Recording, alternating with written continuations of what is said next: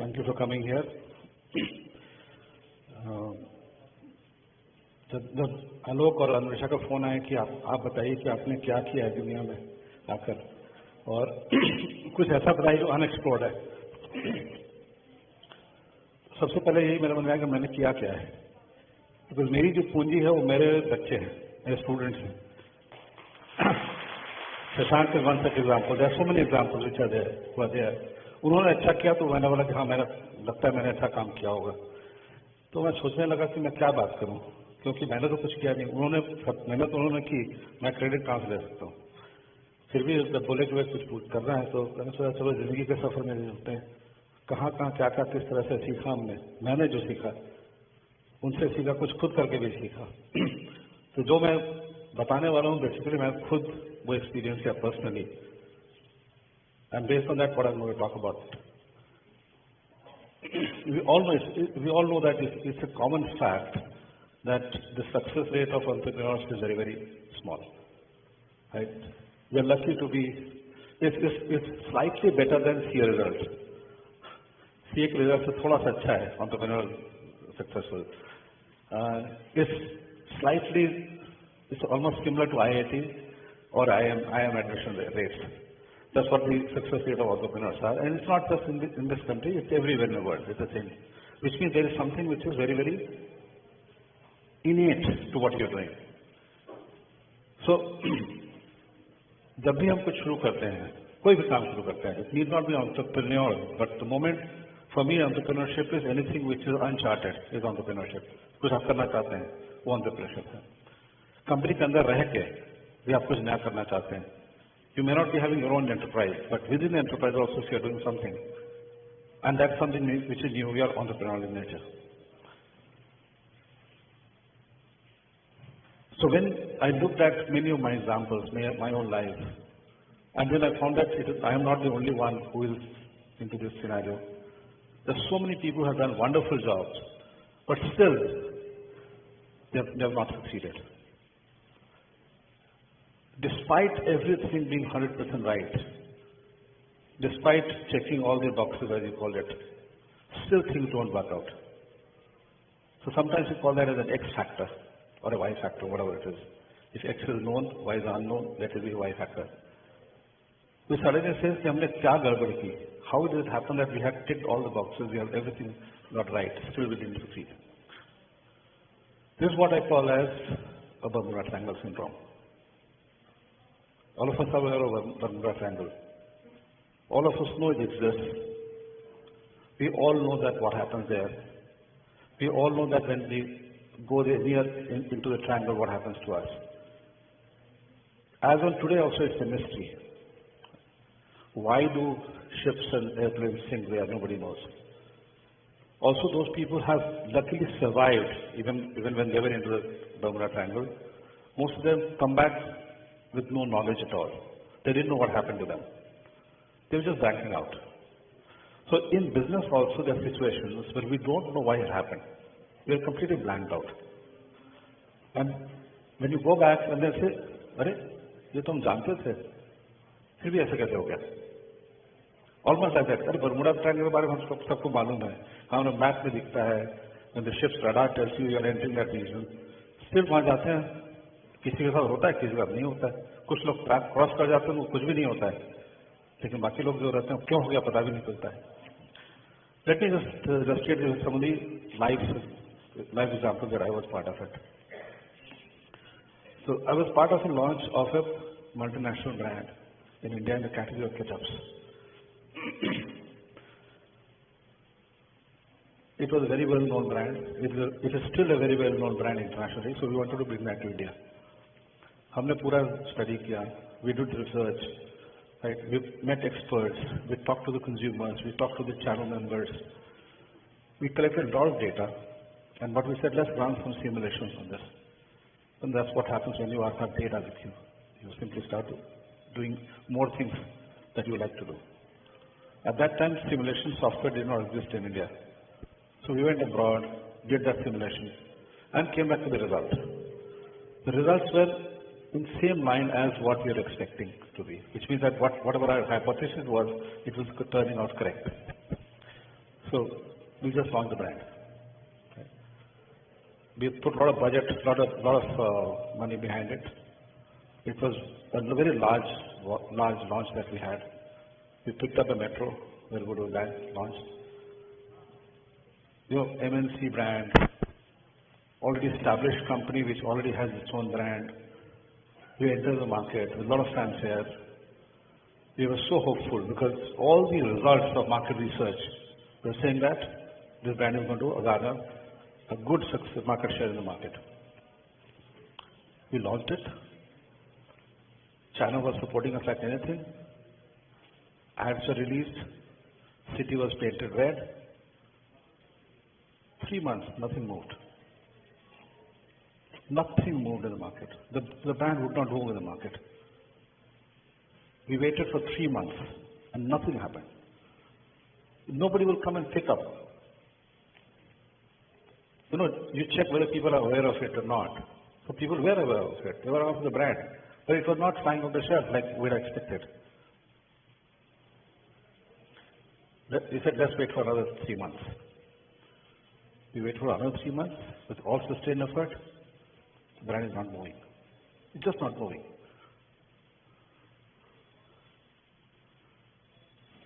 So we said, trying to say that we have done something which somehow is not working out. So we withdrew the brand. We said, this is not working out.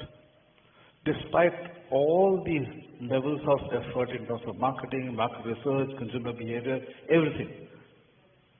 And just think of it, I was already a professor there, head of that brand. So I hope I knew what marketing was all about. But I was also completely foxed. They didn't know what helped me. And interestingly, about 5-7 years ago, this brand was relaunched in India, which was almost 15-20 years after I had done that experiment. And even today, that brand is not doing well. So that simply means that there is something there which we just fail to understand. Everything being right. So at that time when we went back to the drawing board, what did we find? We had a product which was differentiated. You could tick, okay, I'm better than this, I'm better than this, I'm tastier than this, right? I've got this ingredient which is fine, my brand is very, very nice, my colors are fine, the taste is fine, everything checked out. So we were differentiated. But when we dug deeper, we found that customers were not differentiating it. It was not differentiable by the customer. They said this as good as anybody else, the other brands. Why should I buy? And the second thing that happened is, this product category has high penetration, and that's why we went into it, but had very low consumption, per capita consumption. And people are not price sensitive. They didn't mind paying better price for a better product in this category. When we go back, now when we look back, we found that we missed just one thing. We thought I had created a product which was differentiated, but we forgot to check that in the minds of customers, there was no point of differentiation. What we thought was an intended differentiation, we had just lost it. So relevance to the customer, we fail to check whether this product is relevant to the customer or not. So we said, fine, this is an experiment, didn't work. We said, let's just go ahead. So we withdrew the brand. But what was interesting to know that even after 20 years, that brand is not doing well in India. Which means there's something that we as consumers are creating a situation where anybody who will come will think. And you won't even know why did you think. So even today I don't know why did you think. Frankly, what do you think? That was different. Let me take another example, which is even 2 years before that, 2-3 years before that. So when there is a puja, I'm talking of 1998, 99. Durga Puja is a big festival, and for that matter, all over the country. During that time, consumption goes up. People buy a lot of things. They save for buying during puja. So whether you have the household goods, whether you have the durables, whether you have the cars, or new furniture, apparels, everything, we just bought more. We are prepared to spend because we get a lot of money at that time in one slot because you will get bonuses or you save for that particular time. So this time I was working for a company which was selling cooking gas. And at that time, penetration of cooking gas in the household was only about 12%, which is most households did not have cooking gas in their homes. They were using kerosene stoves. So we said, when we looked at the market, we said during puja sales will go up, whether it is cars or whatever the product. So we also planned our sales accordingly. That this is how the market behaves. So we prepared communication. We stocked up all stores so that more demand will come. We had all our staff ready so that customers could be served better. And we were ready with it.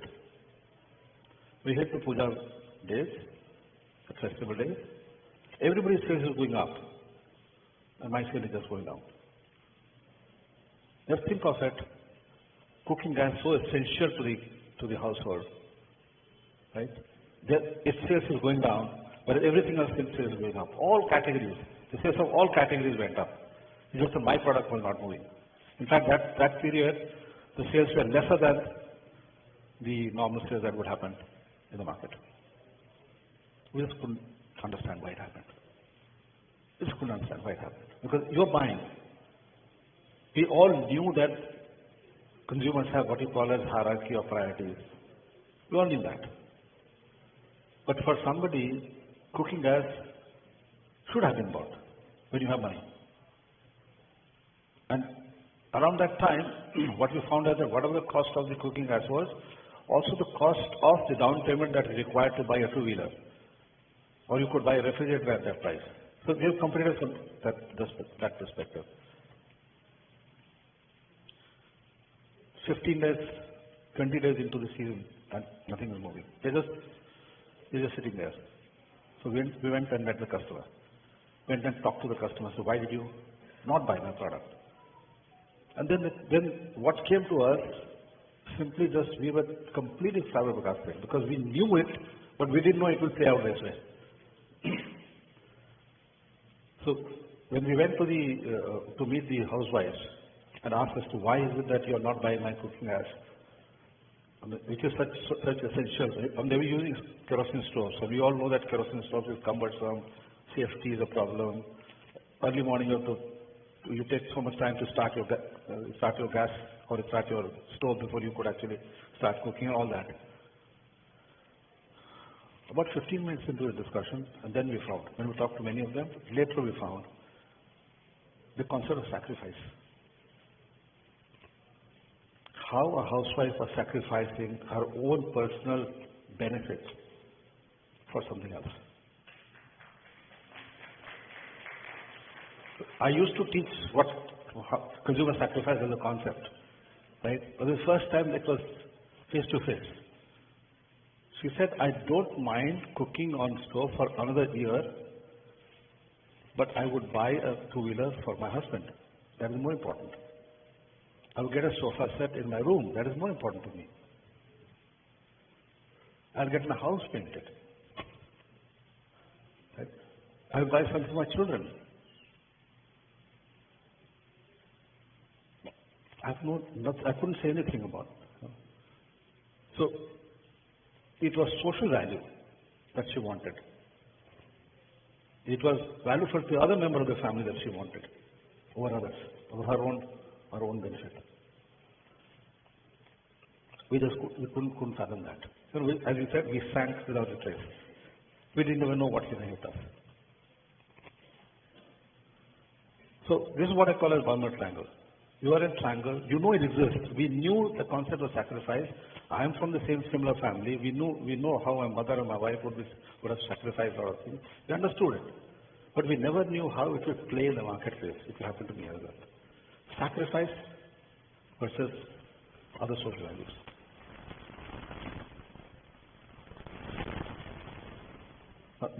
These are two cases which I'm just trying to bring out as to how things which are right in front of you. And therefore, when I'm running a business, I know those things. But still, these things become the part of such situations that affect us. Let me go to the other way around, where again I'm saying things which we knew, didn't expect what happened to us, but let me take the other side of the happier side of what happened to us. So in this company, when I was we were selling cooking gas, I get a call. I was the head of marketing, but I get a call from the customer's place from the delivery boy. You know, the delivery person who go to deliver cylinders, right?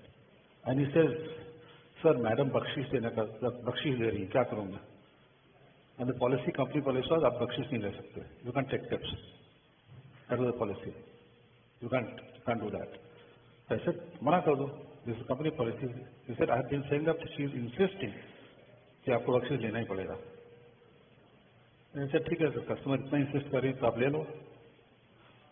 But I said, what is that happened? इतना बख्शीश देने के लिए कोई इतना खुश क्यों है? क्या हुआ कि बख्शीश देने के लिए तैयार हो गए सब लोग? सब हो गया, वापस आ गया, तो मैंने फिर पूछा कि हुआ क्या था, बताओ. Then he said कि हुआ ये कि that customer, that housewife, उनके घर में गृह प्रवेश था उस दिन, और सबको तैयारी हो गई थी, गैस का कनेक्शन ही नहीं पहुंचा था. नया गैस का कनेक्शन चाहिए था उनको. They had booked somewhere else, but वो पहुंचा नहीं था उनको. Now we all know the importance कि जब गृह प्रवेश हो रहा है और किचन में आपका ठीक नहीं है तो क्या होगा? रसोई पूजा भी एक उसमें विधि होती है, शामिल होता है. तो जब उस परिस्थिति में थी वो, तब मेरा डिलीवरी पर्सन वहां पहुंचा और उसने गैस लगा के दे दिया. I couldn't believe it when he said कि सर वो खुशी से रो पड़ी. बड़ी खुशी, सबके सामने खुशी से रो पड़ी कि आज आप मेरे भगवान हो. It is almost like that. She said almost like that कि आप मेरे भगवान हो. तो हमने सोचा हमने किया क्या? हमने कुछ भी नहीं किया. हम तो सिर्फ एक गैस का सिलेंडर लेके घर पर पहुंचा दिया. हमने किया क्या? But then we realized that we were not selling gas. We are getting blessings.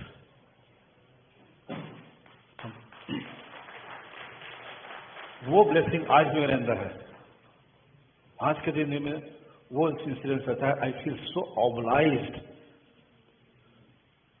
And this is what again I'm calling as a Bermuda Triangle. The positive side of it is that we don't know. सब कुछ जानते हैं फिर भी आप नहीं जानते.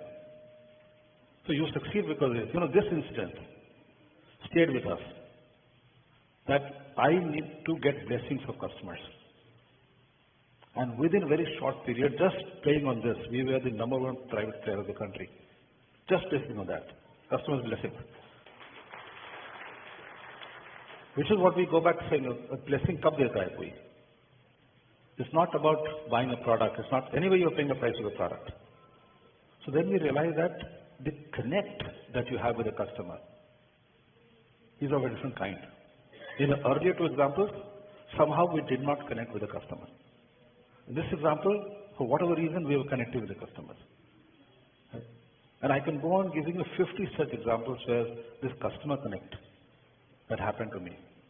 That is something that will stay with me for whole life. All my businesses I built, all the advisory work that I do, my first question is always there.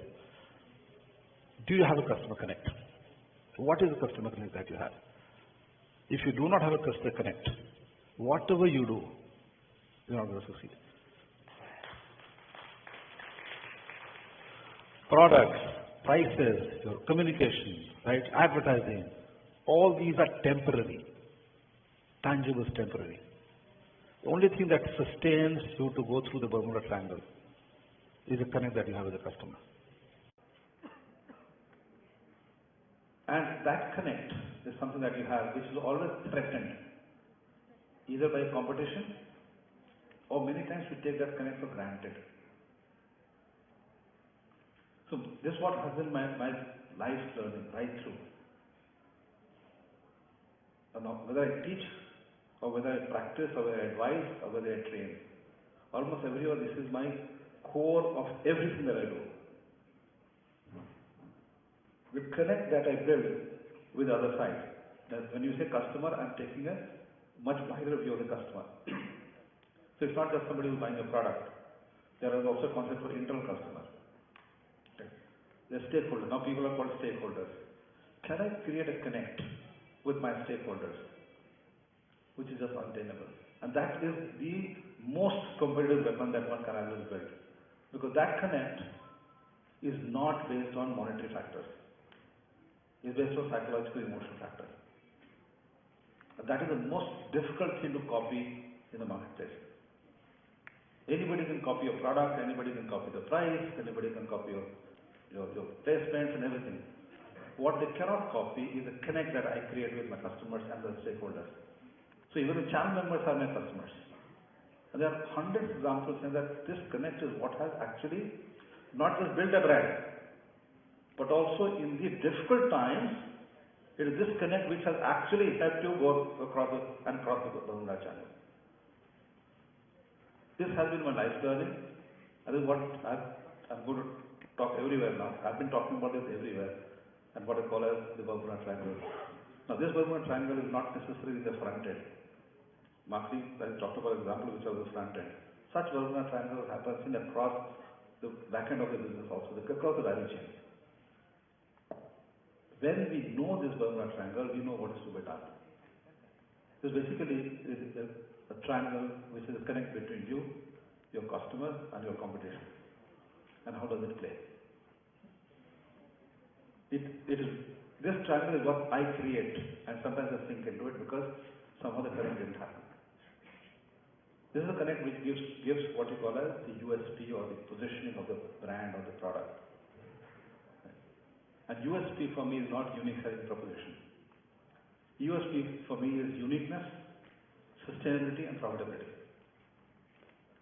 Uniqueness comes because you are different and remain different all over, as long as you can be. Sustainability comes when I am relevant to the customer, not because of money. Money-based sustainability is not tenable. And anything that I do, I must be profitable. And the definition of profit is not always monetary. The ROI which I calculate of business is both monetary as well as non-monetary. So I might not have made money today, but as I have been able to create a good connect, that's my asset I've created, which is an ROI for me. So whenever we are looking at any business, whether it's a startup or a large corporation, this works for everybody. It is not that it's only for the startups that I'm talking about. Large corporations have sunk.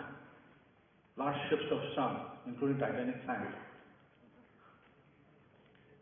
Just because you are that triangle that you have created, we are passing through that, and you are not able to sustain that connect. So let's build that connect across monetary as well as non-monetary, and what we call as values. These connect based on values, and 90% of times these are not human values. They're basically human values on which the connects are made. So this Bermuda Triangle is actually a triangle of values that I have. What I've learned is, let's play the game of values, not product or price. Play the game of values, and there's no way that I would ever lose. Thank you very much.